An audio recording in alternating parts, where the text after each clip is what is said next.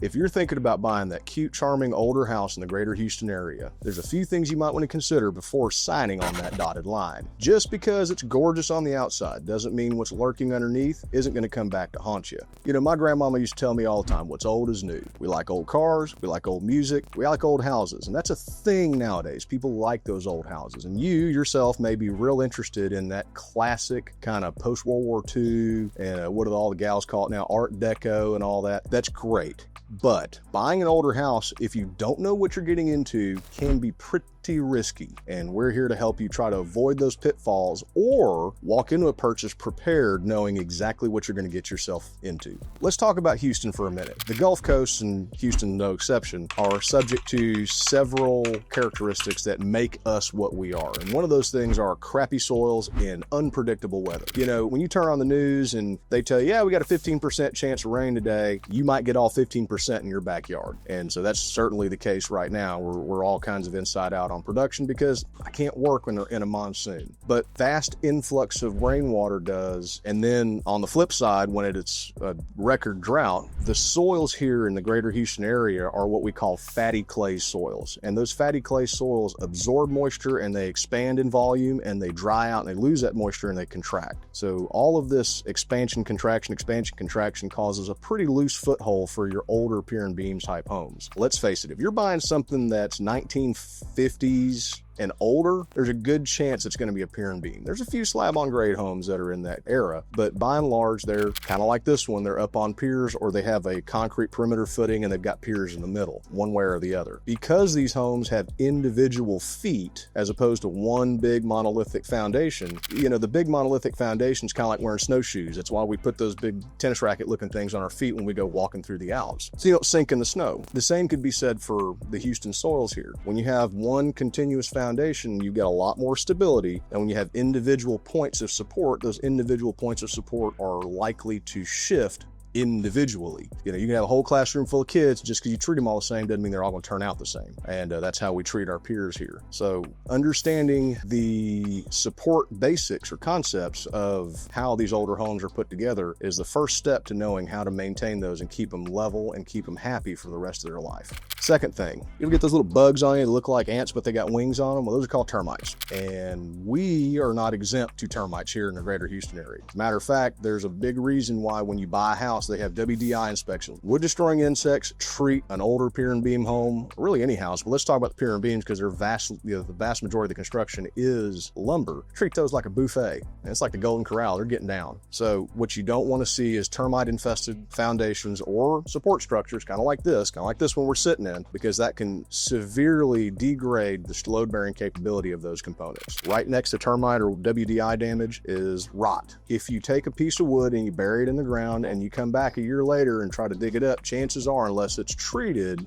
it's going to be mush. We don't want to let your foundations turn into mush either, because once again, this one right here was mush. Understanding these basic fundamental concepts is going to take your ability to buy an old house from here to up here. Knowledge is power, and it's my mission to make you the most powerful buyer you can be. Now, that's not necessarily a bad thing, but you got to ask yourself, why? Or a lot of the things that we look at can be answered by a simple why question. Why was this wall patched 100 times? Is it because they've constantly had it leveled over the years and, you know, because of the leveling work, they went ahead and patched all the walls? Maybe that's all right. But, you know, when you see door cases that are kind of like this, when you see windows that are hard to open, especially those really cool ones with the weights in them that, you know, they used back in the day, when you see things like the walls that look like they're trying to push through the floors, you see kind of ripples in the wooden floors. You know, those are all key things of, hey, maybe there's something I need to pay a little bit closer attention to. One of my favorite indicators is your sense of smell. So just like whenever you take the trash out to the can and the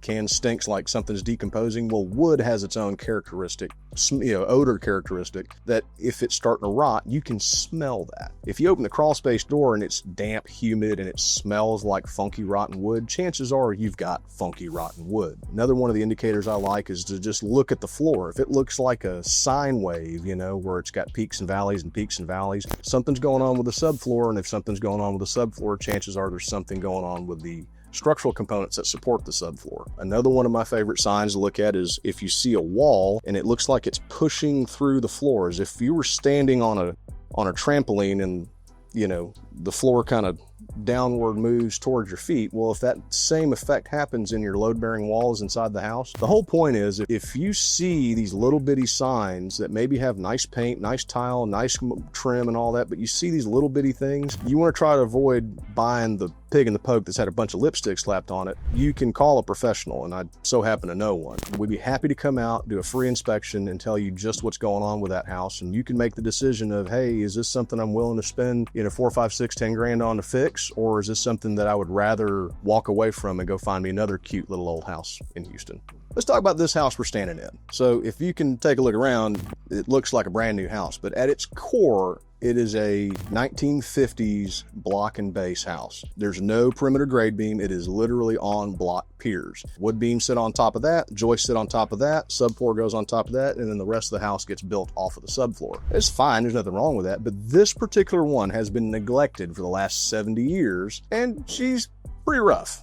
Well, was. Now it looks a lot better than that. When you buy something that's been painted and patched and painted and patched and painted and patched, whether it was because they didn't want to spend the money, maybe they didn't have the money to invest in getting it fixed right, you need to be wary of what's underneath that really nice looking wallboard. This particular one had fire damage, termite damage, rot from leaking plumbing fixtures. It had sunk so many times over the years that it only had about this much clearance between the dirt and the bottom of the structural members, the lowest horizontal member. It also had plumbing leaks underneath it. That's another thing you got to look out for these old houses. Cast iron pipes, even lead pipes. That was a thing back then in these old classic homes. You know, all these deteriorating factors or detrimental factors, like plumbing leaks, like the fact that it was only yay high up off the ground, like the fact that termites got into it, like the fact that it caught on fire and somebody decided to roll a paintbrush across it. These were all lipstick on a pig efforts just to keep renters and or maybe a new buyer interested in it. When you inherit somebody else's problems, you a lot of times don't know where to begin, and having a good solid structural analysis performed on a house before you go spend your hard-earned cash on it is imperative, making sure that you don't go buy a money pit.